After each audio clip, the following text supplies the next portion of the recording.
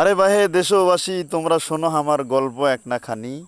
এই যে এবার ঈদত আমরা রংপুরবাসী গেছনো এবার নৌকা ভ্রমণত যায়, তো কি কীর্তি কাহিনীগুলো ঘটছে বাহে।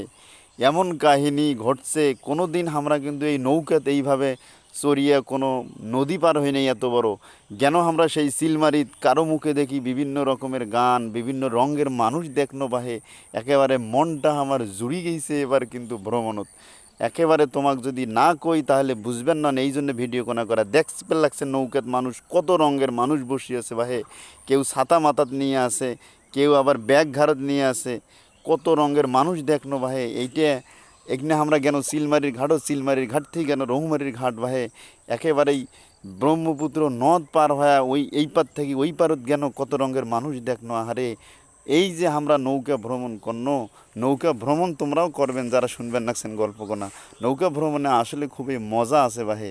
এই যে নৌকা ভ্রমণ করছি, এই যে পানির উপর দিয়ে যাওয়া, এটার ভেতরে দেখ পেরে নাকছেন। ওই যে দেখো মানুষ কত রকমের গল্প করবেন নাকছে। কেউ বসি গল্প করবেন নাকছে, কেউ আবার গাড়ির ওপরে তুলছে, নৌকার ওপর আবার গাড়ি তুলছে। কত রঙের, আসলে না দেখলে বুঝবেন না, এটা বৈচিত্র্য। এই যে আমার সোনার বাংলাদেশ দেখেন কত সুন্দর। এই যে পানির স্রোত যাইতেছে দেখো, এই যে স্রোত, মানুষের উৎসুক। মানুষ ঈদের পরে এই ভ্রমণে কত আনন্দ পাইতেছে জানেন, না যাইলে আসলে বুঝবেনটা কি। তোমরা যারা যান নাই, গল্প শুনি খালি হবার নয়, তোমরা গল্পের পাশাপাশি একদিন যাইবেন, দেখবেন। চিলমারির ঘাটত যাইবেন, চড়ুয়া মানুষগুলো এই যে গান গায়, ও কি গাড়িয়াল ভাই, ছুটে চলো চিলমারির বন্দর যাই। একদিন যাইবেন, দেখবেন, মজা পাইবেন। ফ্যামিলি নিয়ে যাইবেন যদি মন চায়, তাহলে দেখবেন এই যে গামছা মাথার দিয়ে গামছা উঠতেছে, কত সুন্দর দেখা যাইতেছে না। একদিন বাস্তবে এগুলো দেখবেন।